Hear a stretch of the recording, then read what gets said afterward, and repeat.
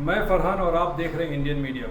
और आज हमारे साथ शहरियार खान साहब हैं और आज हम बात करेंगे यूपी के इलेक्शन के बारे में। जहाँ तक लोगों का अनुमान है कि 7 महीने के अंदर यूपी में इलेक्शन हो सकता है, लेकिन इतनी ज़्यादा पार्टियाँ हैं कि कौन जीतेगा और कौन हारेगा इसका कुछ अनुमान नहीं लगाया जा सकता। इसी के ऊपर बात करेंगे शहरियार खान साहब। शहरियार खान साहब, बहुत बहुत शुक्रिया बात करने के लिए। शहरियार साहब, देखिए, यूपी के इलेक्शन के बारे में जो बात कहनी है वो ये है कि असदुद्दीन ओवैसी साहब के बारे में पहले पूछते हैं कि लास्ट टाइम उन्होंने जो इलेक्शन लड़ा था तो 38 सीट पे और तकरीबन 2 लाख वोट उनको मिला था। इस बार क्या हो गया कि 100 सीट पे लड़ रहे हैं और अपने आप को कहते हैं कि सेकुलर पार्टी। तो इसके बारे में आपका क्या कहना है? जब लास्ट टाइम उन्होंने कंटेस्ट किए थे, हम लोग समझे कि वो एक स्पॉइलर पार्टी बनते हैं, कुछ चंक ऑफ वोट्स ले जाते, ऐसा कुछ नहीं हुआ। कहीं लोग 38 और 36 कॉन्स्टिट्यूंसी में उनके डिपॉजिट चले गए। लेकिन असद साहब का ये है, हमें असद साहब की बड़ी इज्जत करते हैं, is a very tall leader. उनके तकरीरें इतने फ्यूरी रहते हैं कि हिंदू वोट्स का कंसोलिडेशन हो जाता है एक तरफ, and that will benefit BJP. ये हुआ बोल के मुझे वहाँ के एक्सपर्ट्स भी बोले। इस बार भी अगर वो 100 सीट्स में कंटेस्ट कर रहे हैं तो मुझे लगता है कि आज के एक्सट्रीमली पोलराइज एटमॉस्फेयर में मैं हमेशा ये एडवोकेट किया हूँ कि बड़े एहतराम के साथ असद साहब की मैं बोल रहा हूँ कि पूरे सेकुलर पार्टीज एक ही प्लेटफॉर्म में आना।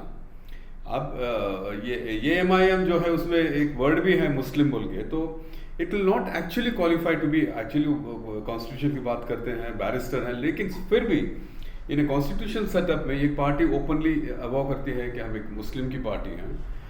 बहुत साल पहले फरहान साहब बीजेपी का भी जनसंघ बोल के था, हिंदू जनसंघ बोल के, हिंदू वर्ड निकाल दियो, भारतीय लाए क्योंकि इंक्लूसिव दिखना बोल के। मुझे लगता है कि असद साहब भी वो कुछ करना पड़ता है और इनका इम्पैक्ट मेरे ख्याल से वही है। इनके तकरीर ये होते हैं कि I think it might help BJP. देखिए, आपने जहाँ ये कहा कि उनके जो पार्टी में नाम है मुस्लिम है, तो जहाँ तक असदुद्दीन ओवैसी साहब अगर चाहते हैं कि मैं सेकुलर पार्टी हूँ और बिहार में उन्होंने कुछ नॉन मुस्लिम को भी जगह दिया था, तो पहले तो मैं ये सोचता हूँ कि उनको पार्टी का नाम चेंज करना चाहिए। बिल्कुल, क्योंकि लगे कि भाई सारे लोगों को मिला के ले रहे हैं। अब अगर सेकुलर पार्टी अपने आप को मानते हैं तो 100 सीट पे क्यों लड़ना? आप पूरे 400 प्लस पे क्यों नहीं लड़ रहे? लड़ सकते हैं, आपका ये है, यही नहीं फ्रेंड साहब, सही कह रहे हैं। Any party can fight any number of seats. ये लोग स्ट्रैटेजिक लोकेशंस में जो 100 कर रहे हैं, वही लोगों में एक शंका है कि क्या ये कैजुअल साहब भी बोल चुके हैं कि अब इनडायरेक्टली और डायरेक्टली, विटिंगली और अनविटिंगली, ये कहीं बीजेपी को बेनिफिट ना हो जाए। नहीं, लोगों का कहना यही है, क्योंकि हो रहा है, लोग ये बोलते हैं कि जब असद साहब आके ऐसी बातें करते हैं तो इसी डायलॉग को बीजेपी सुनाती है और बोलती है कि देखो, अगर असद के माइंडसेट का आदमी आएगा तो तुम लोगों के लिए दिक्कत होगी। तो बीजेपी उनको डराती है असद के लेक्चर के ऊपर और बीजेपी का वोट एक साथ होता है और वो जीतती है। तो आपको क्या लगता है कि ये ऐसे डायलॉग से खतरा है कि नहीं? एक तो बीजेपी इनको असद साहब को दिखा के एक मेजॉरिटेरियन हिंदू मुस्लिम आदमी बोल के डराती है। ये असद साहब के खुद ऐसे तकरीरें होती हैं कि हिंदू लोग डर जाते हैं कि अगर इन्हों इधर आ गए तो हम लोगों का बेड़ा गर्क होता है, हम लोगों को प्रॉब्लम होता है। कहाँ वो जो काउ स्लॉटर के जो ये हैं वापस लेके आते हैं बोल के डरते हैं। डर के होता क्या है, देखो फरहान साहब, यूपी में बहुत ऐसे कॉन्स्टिट्यूंस हैं जहाँ पे 35+ % मुस्लिम्स हैं। जब अब 35 to 40% भी अगर मुस्लिम है, शरणपुर है, रायगंज है, ऐसा कुछ बलाक है, उसमें वर्टिकल डिविजन हुआ ना, तो it definitely directly benefit BJP. और वर्टिकल डिवीजन में जो 60% हिंदूज बीजेपी को डालेंगे, बाकी के 35% SP BSP में वो डिवाइड हो जाएंगे। देखिए, यूपी के मुस्लिम का जो इस वक्त का सोचना है वो ये बोल रहा है कि 80% मुस्लिम ये सोचते हैं कि जो काम बीजेपी करती है वही काम असदुद्दीन ओवैसी करते हैं, और 80% मुस्लिम ये जानते हैं कि वो लोग नहीं चाहते हैं इस बार असदुद्दीन ओवैसी को सपोर्ट करना। 20% जो यंगस्टर हैं जिनकी एज 20 साल और 25 साल के बीच में है, वो एक शेर आया के एक ख्वाबों में घूम रहे हैं। तो वो एक 20% जो मुस्लिम का वोट है उधर जा सकता है। लेकिन क्या लगता है, ऐसे वोट अगर डिवाइड होंगे इसका फायदा डायरेक्टली बीजेपी को होगा? असद साहब जब भी पॉलिसी, वो एक ही टॉल लीडर हैं जो बड़े बड़े मुद्दों पे, जो हिंदुस्तान के मुद्दे हैं, मुस्लिम्स के CAA है, इनसे को एक ब्यूटीफुल सेक्युलर लैंग्वेज में, कॉन्स्टिट्यूशनल फ्रेजेस में उसको जस्टिफाई करते हैं। जो हम लोग उनको मानते हैं उसके लिए हम उनसे रेस्पेक्ट करते हैं। लेकिन वो जो इलेक्ट्रल पॉलिटिक्स में, फील्ड पॉलिटिक्स में आके जो छोटे बच्चे प्रोवोक होके करते हैं ना, उससे मुस्लिम कम्युनिटी का तो बेनिफिट 100% नहीं होता।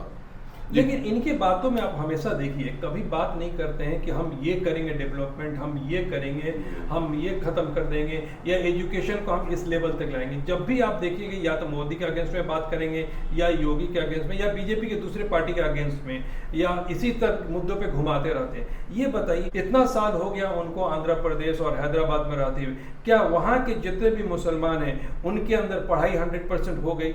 नहीं है।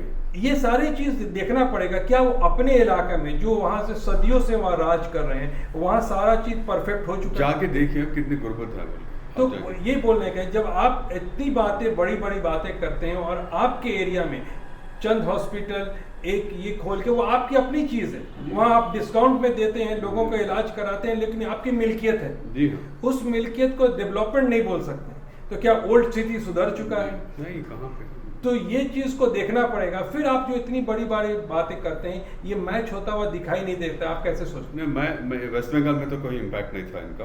मैं समझता हूँ कि यूपी में भी इम्पैक्ट नहीं रहता। मुझे तो लगता है कि लास्ट टाइम के जैसे ही इनके पीरियड डिपॉजिट्स जाएंगे। देखिए रिटरी के MSc के बारे में बात करें, वो किस में लिए थे ना, उत्तरांचल वो एरिया में कुछ सीट्स ले ले, उसका मतलब ये नहीं है कि यहाँ भी रिप्लिकेट होता है। हमारे शुभकामनाएं उनके साथ हैं, लेकिन as a secular constitution leader आज के एक्सट्रीमली कम्युनली पोलराइज एम्बियंस में मैं अगर असद साहब के साथ हूँ, उनके साथ अगर उनके भाई जैसा एडवाइजर होता तो उनको डेफिनेटली ताकीद करता कि साहब आप या फिर सेक्युलर पार्टी से आप अलाइन कर लीजिए, कोलैबोरेशन में लड़िए, या फिर खुदा के लिए वहाँ जाके फील्ड को डिस्ट्रॉय मत कीजिए। तो ठीक है, आप चलिए असदुद्दीन ओवैसी के टॉपिक से हटते हैं, हम बात करते हैं कि क्या होगा यूपी में। क्योंकि आप देख रहे हैं इस बार इतने ग्रुप बन गए, इतनी पार्टियां बन गई हैं। क्या लगता है, क्योंकि मुस्लिम जो कम्युनिटी है एक डरी सी हुई है, और जो सेकुलर हिंदू सोच के लोग हैं वो भी डरे रहते हैं, उनको डराया जाता है कि अगर मुस्लिम हावी हो जाएंगे तो तुम्हारे लिए प्रॉब्लम है। ये सारे पॉलिटिक्स में क्या लगता है रिजल्ट क्या होगा? साहब, ये कम्युनल फोर्सेस को इंडिया के मुस्लिम्स कभी भी नहीं हरा सकते, क्योंकि हमें चाहे पसंद करे या ना करे, गुर्बत ज्यादा है, लीडर्स ढंग के नहीं है, अच्छे नहीं है लीडर्स, ढंग के क्या अच्छे नहीं है लीडर्स, स्टेट्समैन नहीं है, स्ट्रैटेजी नहीं है, कुछ नहीं है। इनको हराएंगे हमारे सेक्युलर हिंदूज ही हराएंगे, हिंदूज ही मुस्लिम्स को यहाँ पे डिफेंड करेंगे इनके। हम ना नहीं हराने होता, हमें BSP खड़ जाती है, SP खड़ जाती है, हमें डिवाइड करके। कोई ऐसा लीडर नहीं है कि बोलेगा तुम कंसोलिडेट करके करो, नहीं, कहाँ है ऐसा लीडर, है ही नहीं। BJP will be defeated by Hindus only and you will see that, not by Muslims का रेलेवेंस नहीं रहा। तो लगता क्या है कि जो आने वाले इलेक्शन में बीजेपी को कुछ चोट पहुंचेगी, या मुझे पूरा कॉन्फिडेंस है कि यूपी में इस बार बीजेपी को बहुत मार पड़ेगा। I think out of the 73 seats, I think they will lose 80% of the seats.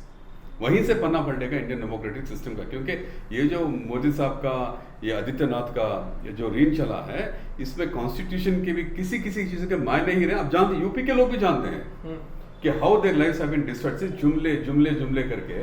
I don't think BJP will come to power this time in UP.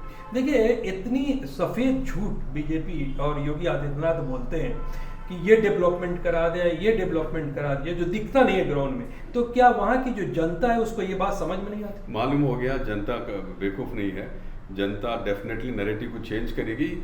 अब देखिए, इस बार भी जो 15 अगस्त का जो इंडिपेंडेंस डे स्पीच था, उसमें भी मोदी साहब बोले कि अगस्त 14 को हम हॉरर्स डे बोल के, क्योंकि इतने लोग मर गए। वो बांग्लादेश को बिसर गए, पाकिस्तान को भी बिसर गए, इंक्लूसिव होना था, सब लोग मरे ना, पाकिस्तान के भी लोग मरे, वो भी इंडियंस थे तब, वो भी इंडियंस ही थे ना, बांग्लादेश तो नहीं था जब, ईस्ट वेस्ट पाकिस्तान थे। इंक्लूसिव बोलना था, पूरी ह्यूमैनिटी को मिला के बोलना था। वो 14 हमारा बोल के अगेन वो नेरेटिव हिंदुत्व और एक सो कॉल्ड एक डिविजिव स्पीच होगी। यही इनके ट्रिक्स हैं, इनसे कुछ होता नहीं है। लोगों को रियलाइज करके जाग के मुस्लिम्स और हिंदूज इंडिया में, फरहान साहब, हिंदूज और मुस्लिम्स पॉलिटिकली एक कम्युनिटी बन के डेमोक्रेटिकली सही पार्टी को वोट करना चाहिए। अगर रिलीजन के बेसिस पे वोट करें तो क्या करते हैं, राम टेम्पल ले लेके लोग, कोविड आई, इतने लोग मर गए, गंगा में लाश ही लाश बह रहे थे, 5-6 हज़ार के लाखों के लाशा आप देखें ना, ये ब्रिज से फेंक रहे थे लाशें गंगा में। गंगा एक पवित्र नदी है हिंदुस्तान की, फेंक रहे, क्या मिला इनको? कोविड में तो तहस नहस हो गया ना, एक्सपोज हो गया ना।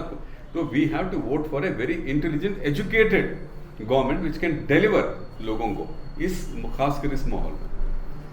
कम्युनिज्म और कोविड ने तो तबाह कर देगा इंडिया को। तो Shailendra, thank you so much UP के ऊपर बात करने के लिए। तो ये हमारा पहला एपिसोड था कि आने वाला जो इलेक्शन है यूपी में, उसके ऊपर हमने शहरयार खान से बात की। आपके क्या कमेंट है और कौन सी पार्टी यूपी में जीतेगी, आप क्या सोचते हैं उसके बारे में कमेंट बॉक्स में जरूर लिखिएगा। Thank you so much watching Indian media.